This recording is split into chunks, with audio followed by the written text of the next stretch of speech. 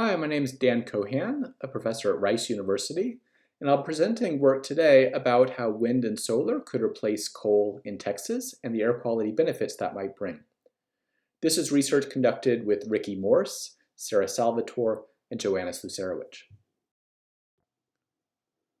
The ERCOT grid that covers most of Texas provides a great opportunity for case studies because it's an isolated grid that has only a limited amount of connections with the eastern and western interconnections.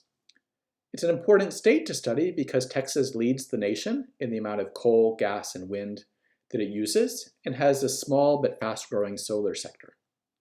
With that huge use of coal and gas come the top CO2, nitrogen oxide, and sulfur dioxide emissions in the country, and those have enormous impacts on climate, ozone, PM2.5 regional haze, and health.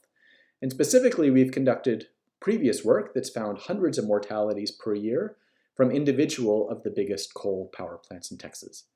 And our motivating question is, can wind and solar displace the coal that still provides 20% of ERCOT output throughout the year?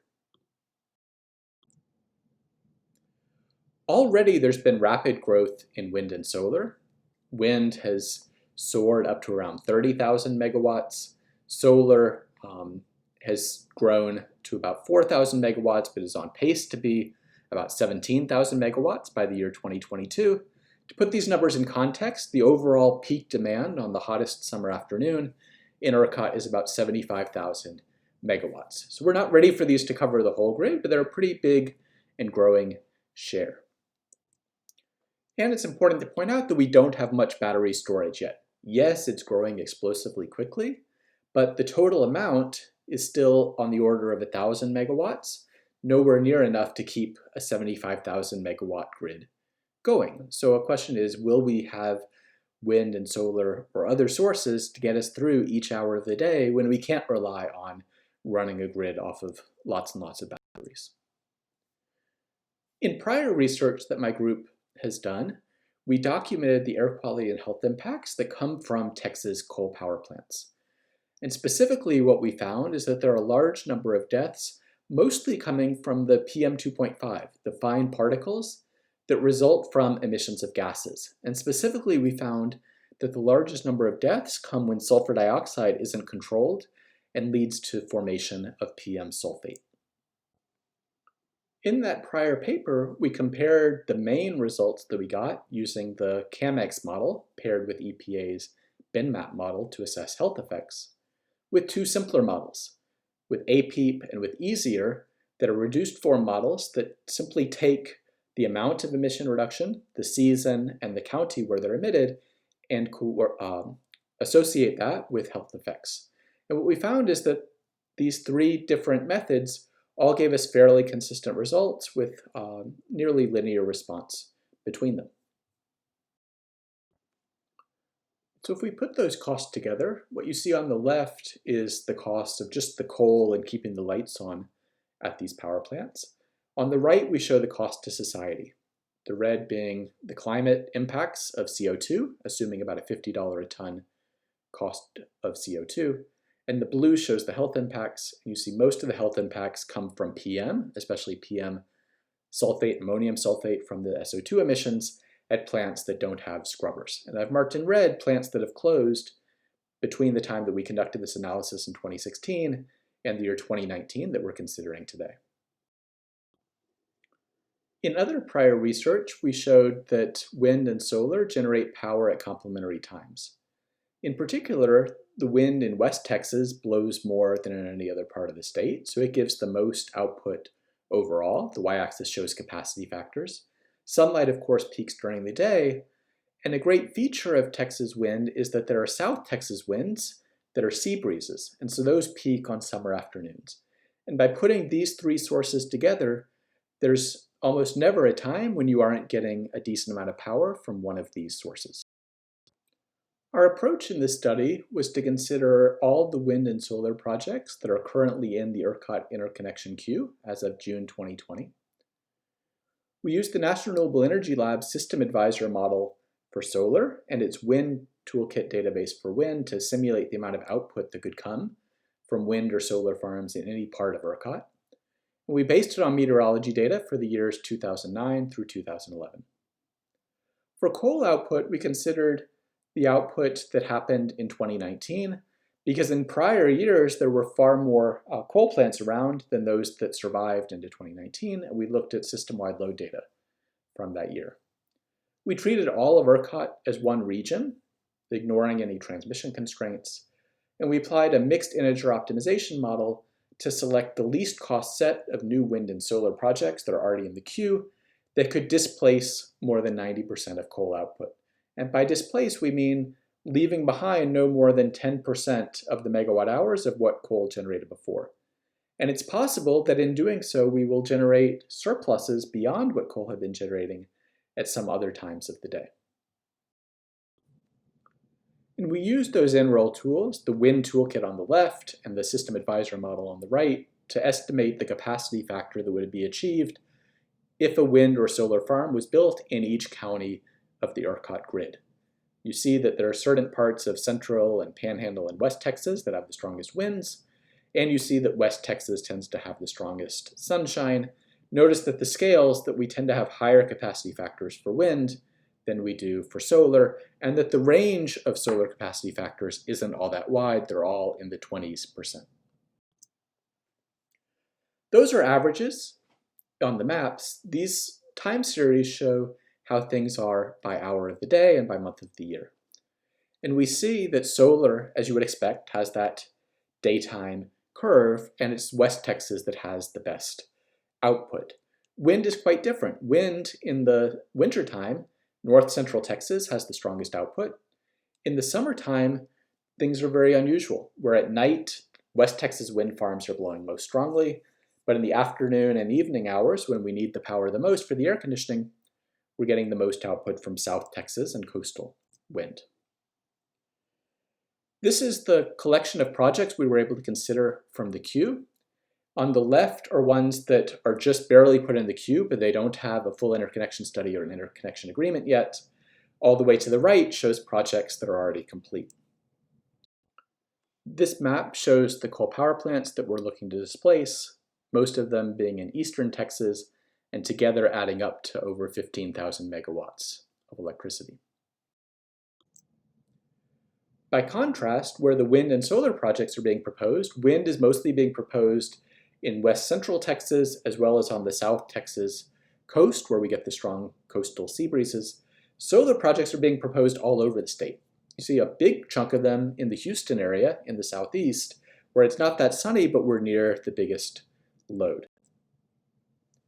So we conducted an optimization modeling, and we considered all 370 of those wind and solar projects that are in the interconnection queue now. Before optimizing them, we found that if we built every single one of them, we would cover 96.5% of coal load, and we would have surpluses at other times. But it would be costly to build 370 projects. So we used a mixed integer model, and we set it up to minimize the total cost of building and operating new wind and solar plants to satisfy some percent P of the coal load. We used NREL's technology database to assume costs of wind, costs of solar, and we took a cost of coal from our previous paper. But it was really the cost of wind and solar that drove the optimization.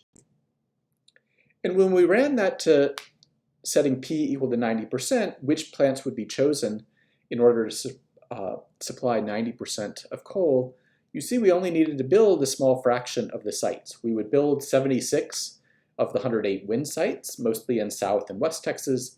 Solar we would mostly build in the West, where the sun conditions are strongest, because we're not worried about transmission in this case. So we would only need about a fifth of solar sites to be built to displace 90% of coal. Our estimates are that it would cost about $3 billion a year in capital costs and operating costs for those wind and solar plants, and we would offset $7.8 billion of damages by being able to shut off all of that coal. What we found is that there's an inflection point that you can pretty linearly add things up to displace 90% of coal, and then costs really go higher as you want to get to higher and higher percentages. And we find that wind gets chosen first because it has the most output and the lowest dollars per megawatt hour, but then you quickly add solar to fit in gaps in the load that weren't met well by wind. These images provide a fascinating glimpse at what sites get chosen in our 90% optimization.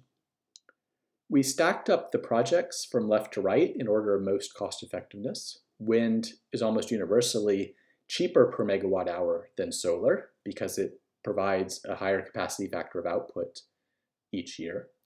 But you see that we left out some wind farms in the optimization. The ones in the light blue aren't chosen, whereas we mix in some solar sites because they give power at complementary times of the day. What you see at the bottom is where the sites were chosen. And you see, for example, that nearly all of the coastal and South Texas wind sites are chosen because they give that complementary power. Even though they don't give quite as many megawatt hours per year, it produces at such valuable times that we choose those. For solar, we choose mostly sites from the western side of the state because that's where the most output is able to come. And I really love this plot because it probably provides the most important take-home message from this talk, in that it shows what a power supply would look like if we completely removed coal, zeroed it out altogether, and only built the wind and solar sites that were chosen from our 90% optimization case. In that case, we would add the amount of solar in the light orange on top of the dark orange that already exists. We would add the light blue on top of the dark blue wind that already exists. And the white bars at the top show coal that we would remove. And by doing that, we would end up with the black curve that I point to at the top here. Rather than the red curve is what we had been generating before without that added wind and solar and with coal still in place.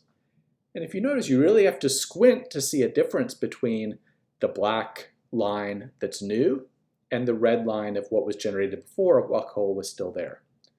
And in fact, there are only a slight time around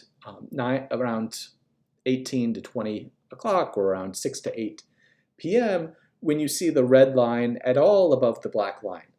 And so there are only some evening hours when we'll really need to be able to make up the gap of the lost coal, whereas there's lots of the day, including many daytime hours when the grid is often running pretty strong on our summer afternoons, where we actually have more power being generated by this new set of sources because solar especially is generating a lot in the hours when we need it most.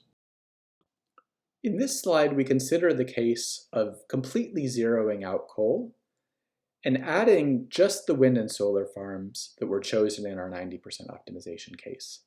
And we ask what would be left behind for every other sort of source: nuclear, natural gas, hydro, geothermal, batteries, to fill in for what's left. In January, there's a bit of difference. In January, wind and solar don't generate much in the evening hours or in the early morning hours before the sun rises. But they generate more power than coal had been generating during the day. And so we would shift from the red to the blue of how much the other sources would need to fill in, what Californians might call a mild duck curve. In July, we were astonished to see there's almost no difference. There is that tiny bit of gap that we might need other sources to fill in a bit more into the evening than they did before, but large parts of the day when the wind and solar are generating more than the coal that they displace. So to conclude, our prior research showed substantial health impacts from coal in Texas and had already shown that at least in very simplistic cases, wind and solar could be complementary. Our new work has shown that just by taking a subset of projects already in the ERCOT interconnection queue, we can displace virtually all coal power in Texas. And our optimization identified a least cost path of just a subset of sites that could displace 90% of all coal in Texas. The gaps that it would leave behind would not be severe, and in fact, there would be more surpluses than gaps. So a very doable mix that could be met. Future research will examine the role that transmission and storage could play in making this even more robust and more affordable. And we gratefully acknowledge the funding from Energy Foundation that made this work possible. Thank you for your attention, and I look forward to answering your questions online or in the Q&A session that comes with this conference.